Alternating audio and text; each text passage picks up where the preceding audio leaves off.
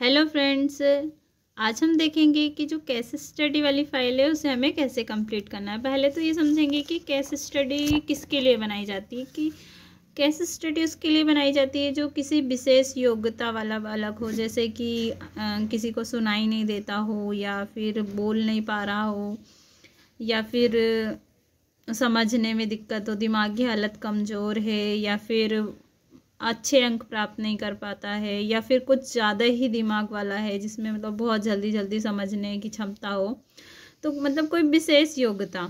तो इस तरह के बालक के लिए जो है वो केस स्टडी तैयार की जाती है। तो सबसे पहले वाले पेज में हमें लिखना है नाम, पिता का नाम, अभिभावक मतलब जिसके यहाँ वह रहता है, वर्तमान पता जहाँ वह रहता है, स्थायी पता क्या है, बालक है बालिका है, जन्म की तारीख लिखना है, आयु लिखना है, कितने वर्ष कितने महीने का है और किस विद्यालय में वो पढ़ रहा है। फिर उसके बाद समस्या का विवरण देखेंगे कि बालक को क्या समस्या है। तो हम लिखेंगे बालक की दिमागी हालत कमज़ोर होने के कारण अध्ययन में समस्या उत्पन्न होती है। कई बार समझाने पर भी वह समझने में असमर्थ रहता है, ये इसकी समस्या है। फिर हम देखेंगे कि प्रेषक अभिकरण मतलब ये किसके द्वारा पता चला, माता पिता द्वारा बताया गया है। और फिर आगे देखेंगे हम थर्ड पेज में हमें क्या लिखना है, समस्या का प्रथम अनुभव कब हुआ। तो हम लिखेंगे कि अध्ययन कराते समय जब कई बार समझाने पर भी बालक उसे समझने में असमर्थ रहा, तब इस बात का ज्ञान हुआ। फिर यहाँ पर देखेंगे कि प्रेषक के पूर्व समस्या का प्रस्तन किसके द्वारा हुआ। तो माता द्वारा। किसके द्वारा हुआ, माता द्वारा। किस प्रकार हुआ, उन्होंने शिक्षक से बात की। फिर परिणाम क्या हुआ कि इस समस्या का जब पता चला तो उसका क्या परिणाम हुआ, मनोवैज्ञानिक डॉक्टर की सलाह के अनुसार प्रयत्न करने तथा शिक्षकों के अधिक ध्यान देने से कुछ सुधार नजर आए।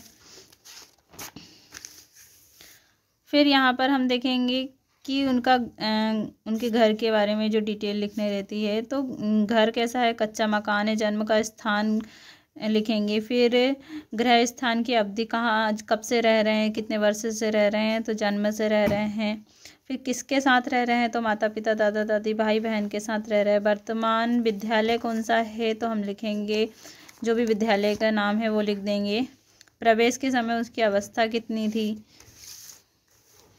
फिर यहाँ लिखेंगे कि किसी कक्षा में क्या वो उत्तीर्ण हुआ है या अनुत्तीर्ण हुआ है। तो हम लिखेंगे 7वीं 8वीं दोनों में एक एक बार असफल हुआ है।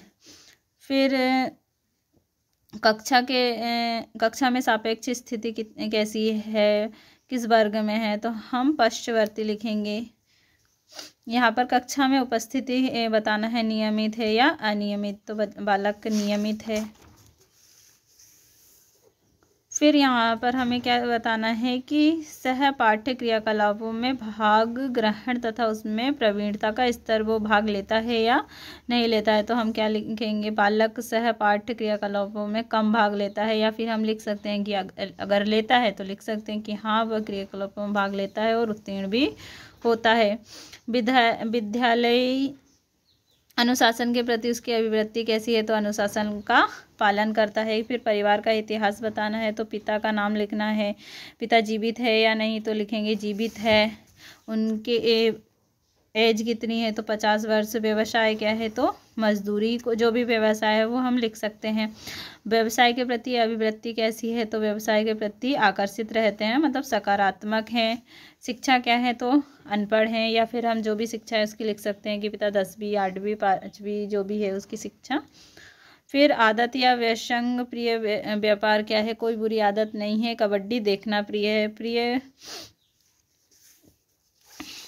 फिर क्या लिखेंगे, फिर यहाँ पर है पेज नंबर 8 पर कि मुख्य चारित्रिक विशेषताएं क्या है। तो हम लिख सकते हैं कि ईमानदार है, अपना काम लगन से करते हैं। पिता के बारे में बता रहे हैं। फिर स्वास्थ्य कैसा है, अच्छा है। माता का नाम लिखेंगे।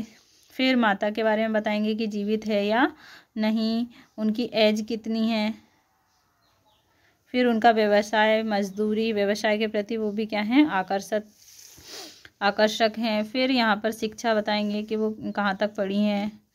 फिर आदत उन्हें क्या प्रिय है, क्या आदत है, कोई बुरी आदत नहीं है, टीवी देखना पसंद है।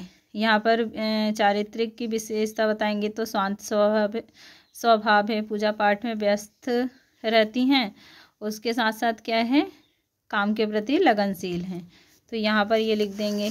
फिर अगला क्या आता है, कोई मानसिक असमानता। तो यहाँ पर कोई मानसिक असमानता में हम लिखेंगे कि यहाँ पर ऐसे परिवार में तथा जिनका प्रवेश परिवार में हो गया है तो इसके बारे में हमें कोई जानकारी नहीं, तो हम लिख देंगे कोई जानकारी नहीं है। यहाँ पर भी जो पॉइंट है इसकी भी हमें कोई जानकारी नहीं है। फिर यहाँ पर जो हमें नहीं पता वो हम खाली छोड़ देंगे। फिर यहाँ पर हमें बताना है कि उनके भाई बहन की जानकारी देना है। तो बालक कितने हैं, तो एक है, उसकी एज कितनी है, 8 वर्ष। फिर बालिका कितनी है, एक, जिसकी एज कितनी है, 12 वर्ष। इस तरह से लिखेंगे। फिर बालक या बालिका के प्रति माता पिता की अभिवृत्ति कैसी है, तो हम लिखेंगे बालक के प्रति व्यवहार बहुत अच्छा है, अच्छे से लालन पालन करते हैं। फिर यहाँ पर भी हमें अनुशासन प्रणाली में पॉइंट दिए हैं, इन्हीं में से हमें एक लिखना है, तो हम लिखेंगे सहानुभूति पूर्ण। फिर माता पिता के परस्पर संबंध कैसे हैं, तो माता पिता के संबंध सामान्य हैं, एक साथ मिलजुल कर प्रेम पूर्वक रहते हैं। फिर बालक या बालिका की अभिवृत्ति कैसी है, तो बालक बालिका अपने माता पिता के प्रति क्या है, बालक अपने माता पिता का कहना मानता है, उनका सम्मान करता है। फिर यहाँ पर देखेंगे कि माता पिता के प्रति उनका व्यवहार कैसा है, तो प्रेमपूर्ण है। फिर परिवार के अन्य सदस्यों के प्रति उनका जो व्यवहार है वो प्रतिकूल है। फिर आर्थिक स्थिति सामान्य है। पिता अथवा अभिभावक का व्यवसाय क्या है और मासिक आय क्या है, तो मजदूरी करते हैं, मासिक आय जो है 5,000 रुपये है। फिर चल अचल संपत्ति जो है वो नहीं है। फिर आय के अन्य साधन नहीं है, तो यहाँ पर हम क्या कर देंगे, क्रॉस कर लेंगे।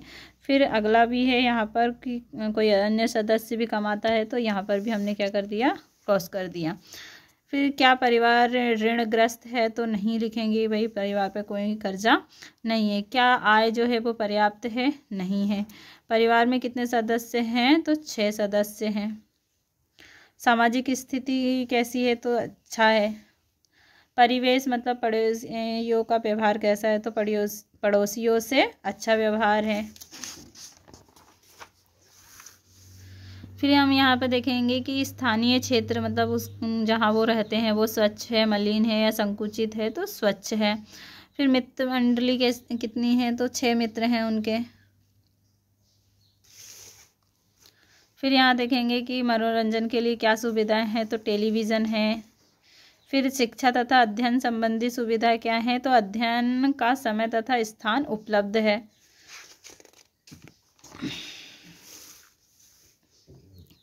फिर यहाँ देखेंगे कि ग्रह का सांस्कृतिक तथा धार्मिक वातावरण, घर का वातावरण कैसा है, वातावरण है तो घर का वातावरण अच्छा है, पूजा पाठ होती है, मतलब धार्मिक वातावरण है।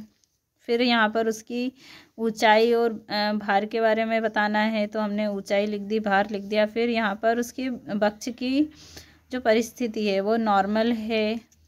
फिर यहाँ पर जो हमें नहीं पता, ये से एक शारीरिक विरूपता यदि हो तो लिख देंगे कि नहीं है, मतलब विकलांग वगैरह है या नहीं, तो नहीं है।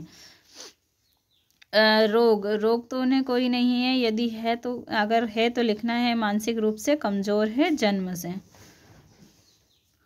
गंभीर रोग जिससे पीड़ित है, ऐसा कोई गंभीर रोग नहीं है जिससे वह पीड़ित है। शारीरिक उपघात यदि कोई हो तो यहाँ पर हम क्रॉस कर देंगे। फिर यहाँ पर हमें सामान्य स्वास्थ्य बताना कि दृष्टि कैसी है, तो दृष्टि ठीक है, श्रवण ठीक है, भाषण ठीक है, मतलब बोल भी पा रहा है, देख भी पा रहा है, सुन भी पा रहा है। यदि आप किसी ऐसे बालक का बना रहे हैं जिसकी दृष्टि कमज़ोर है, तो यहाँ पर आप लिख देंगे कि दृष्टि कमज़ोर है। फिर योग्यता में देखेंगे कि विगत 2 वर्षों के परीक्षा फल हम यहाँ लिखेंगे, तो हमने यहाँ पर 7वीं का बनाया है, जिसमें भाई उसकी मानसिक स्थिति ठीक नहीं है, इसलिए बहुत कम अंक उसने प्राप्त किए हैं। इस तरह से हम बना देंगे प्रथम वर्ष की। फिर यहाँ पर हमने द्वितीय वर्ष की बनाई है। विद्यालय अभिलेख हमारे पास उपलब्ध नहीं है। फिर कार्य स्वभाव, उसकी वर्क हैबिट, ऐसी कोई वर्क हैबिट नहीं है जो कुछ ऐसी रुचि नहीं है उसकी जिस विशेष। फिर यहाँ पर उपस्थिति देखेंगे, नियमित है, शिक्षकों से संबंध उसका कैसा है तो अच्छा है, कक्षा में उसके जो सहपाठी है उनसे उनका संबंध कैसा है तो उत्तम है। फिर उसका जो आईक्यू लेवल कैसा है, आईक्यू लेवल कम है तभी तो वो क्या है, मानसिक रूप से कमज़ोर है। फिर यहाँ देखेंगे अन्य उपलब्धि में खेल कूद में कुछ खेल उसे क्या है पसंद है। विशिष्ट उपलब्धि, कोई विशिष्ट उपलब्धि नहीं। विशिष्ट उपलब्धि में वो आता है जैसे कि कुछ विशेष हो, मतलब अगर कोई बालक ऐसा है कि वो देख नहीं पाता है लेकिन हो सकता है उसकी आवाज़ अच्छी हो, उसे गाना पसंद हो, इस तरह से, है ना। विशेष रूप से रुचिकर विषय तथा यहाँ पर कुछ विशेष नहीं है, सिर्फ खेल ही है उसे जो विशेष रूप से रुचिकर लगता है। फिर यहाँ भविष्य की योजना में देखेंगे कि भविष्य में बालक क्या करना चाहता है तो यहाँ पर लिखेंगे बालक बड़ा होकर एग्रीकल्चर लेना चाहता है।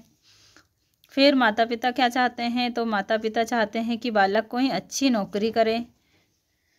फिर यहाँ अवकाशकालीन क्रियाकलाप, मतलब छुट्टी के दिनों में अवकाश के समय बच्चा क्या करता है तो बालक पिता के साथ खेत में जाता है, फसलों के विषय में जानकारी प्राप्त करने का प्रयास करता है। फिर वांछनीय स्वभावगत विशेषता में क्या है, शांत स्वभाव है, ईमानदार है, मेहनती है। फिर यहाँ पर अगला पॉइंट हम खाली छोड़ देंगे। फिर यहाँ क्या है, दिनचर्या। दिनचर्या कैसी है, सुबह जल्दी उठता है, बाजार से दूध सब्जी आदि लाकर देता है तथा फिर विद्यालय जाता है, ये उसकी दिनचर्या है। चारित्र व्यक्तित्व के बारे में यहाँ पर पॉइंट लिखे, इसी में से लिखना है तो अस्थायी संवेग लिख देंगे हम यहाँ पर। फिर स्नायविक लक्षण में हम विवेक रहित लिखेंगे। फिर यहाँ पर ये हमें छोड़ देंगे इन दोनों पॉइंटों को क्रॉस करके। फिर अगला हमारा पेज नंबर 27 पे है कि अर्जनशीलता कैसी है, कम है, वो कम अर्जन कर पाता है। क्रोध तथा उद्दीप्यता कैसी है तो क्रोधी प्रवृत्ति का नहीं है। संगत प्रियता, हाँ। फिर यहाँ लिखेंगे उत्सुकता कितनी है, समझने व सीखने के लिए उत्सुक रहता है। निर्दयता में लिखेंगे कि बालक निर्दय नहीं है। फिर यहाँ पर देखेंगे कि गंभीरता है, यहाँ पर तीनों में से हमें एक पॉइंट लिखना है कि वो कैसा है। फिर समस्या के साधन में सहायक अन्य सूचनाएं, जो भाई समस्या में हेल्प करेंगे उनके बारे में लिखेंगे। तो बालक के घर का माहौल बालक के दिमागी स्तर के अनुकूल बनाना चाहिए। मनोवैज्ञानिक डॉक्टर की समय समय पर सलाह लेना चाहिए तथा उनके परामर्श का पालन करना चाहिए। बालक से अच्छा आचरण करके उससे सभी बातें समझाने का प्रयास करना चाहिए, ये समस्या के में सहायता करेगी हमारी, है ना। फिर उसके बाद क्या लिखेंगे कि समस्या के प्रति अनुसंधेय व्यक्ति का अपना दृष्टिकोण, तो उसका अपना दृष्टिकोण क्या है कि बालक को लगता है उसे कुछ नहीं आता, वह कुछ नहीं सीख सकता, वह सबसे पीछे है, ये उसको खुद को अनुभव होता है। फिर समस्या के प्रति उसका ये विचार क्यों है, बालक को लगता है कि शिक्षक उससे समझ नहीं पाते, इसलिए उसके मन में ये विचार आया है। फिर क्या लिखेंगे कि विचारों का आधार क्या है, बार बार समझाने पर भी जब वह समझ नहीं पाता तो उसके मन में ये विचार उत्पन्न होते हैं, है ना। फिर क्या है, भविष्य के प्रति उसका दृष्टिकोण कैसा है तो बालक आशावादी, उसे लगता है कि वह शिक्षक के सहयोग व मेहनत से अच्छे अंक ला सकता है। माता पिता इसके उपचार के लिए क्या है तो माता पिता उसके एक सेकेंड तो माता पिता पर समस्या की छाप तथा उपचार के लिए उनके सुझाव क्या है। माता पिता संतुष्ट नहीं है, वह निरंतर अभ्यास कर रहे हैं कि बालक और अच्छी तरह पढ़े। फिर क्या है, शिक्षक पर समस्या की क्या छाप है, शिक्षक क्या सुझाव देते हैं कि लिख कर याद करें, ज़्यादा परेशान ना हो, नियमित अध्ययन करें। फिर यहाँ पर लिखेंगे हम कि निदान तथा समस्या संक्षेप इसका निदान क्या है कि बालक के माता पिता को ध्यान देना चाहिए, समय समय पर मनोवैज्ञानिक चिकित्सक की सलाह लेनी चाहिए तथा परामर्श के अनुसार ही बालक से व्यवहार करना चाहिए। शिक्षकों को ध्यान देना चाहिए, बालक का मनोबल बढ़ाना चाहिए। फिर लास्ट में क्या है, उपचारात्मक सुझावों उत्तीर्ण कार्यक्रम की जो रूपरेखा है वो किस तरह की रहेगी हमारी। बालक के माता पिता जागरूक हैं, अपने बालक की मदद करना चाहते हैं। उन्होंने कहा है कि वह समय समय पर डॉक्टर के परामर्श लेते रहेंगे तथा बालक के मानसिक विकास में उनकी सहायता करेंगे, जिससे वह अपना अध्ययन अच्छे से कर सके। इस तरह की हमने केस स्टडी पूरी कंप्लीट कर ली है। उम्मीद करती हूँ आपको वीडियो पसंद आया हो। वीडियो पसंद आए तो वीडियो को लाइक कीजिए, चैनल को सब्सक्राइब कीजिए और हाँ, बेल आइकन प्रेस करना ना भूलें। मेरे चैनल पे बीएड से रिलेटेड और भी वीडियो है, लेसन प्लान वगैरह, कोड ट्रेनिंग की और भी जो भी फाइलें हैं, सारी फाइलें अपलोड है। आप मेरा चैनल जाके चेक कर सकते हैं। और एग्ज़ाम के लिए थ्योरिकल क्वेश्चन की भी उसमें वीडियो है, आप उन्हें भी जाकर चेक कर सकते हैं। मिलते हैं नए वीडियो में नए टॉपिक के साथ। तब तक के लिए अपना ध्यान रखिएगा। Bye bye.